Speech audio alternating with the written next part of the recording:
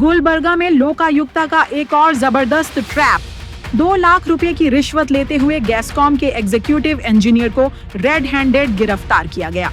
Lokayukta SP B के उमेश की guidance में डीएसपी गीता बेनाल और उनकी टीम ने गुलबर्गा इलेक्ट्रिसिटी सप्लाई कंपनी गेस्कॉम के एग्जीक्यूटिव इंजीनियर शेखर बहुरूपी को विद्युत भवन गुलबर्गा में पकड़ा। इंजीनियर शेखर बहुरूपी रूरल डिवीजन 2 के मेंटेनेंस और गंगा वेलफेयर स्कीम्स के अंतर्गत काम कर रहे थे। उन्होंने कॉन्ट्रैक्टर सयाबन्ना पुजारी से 2 लाख रुपए की रिश्वत मांगी बिल पास करने के बदले में। पुजारी ने लोकायुक्ता टीम को शिकायत दी, जिसके बाद ट्रैप ऑपरेशन को अंजाम दिया गया। रिश्वत की पूरी रकम साइट पर बरामद की गई।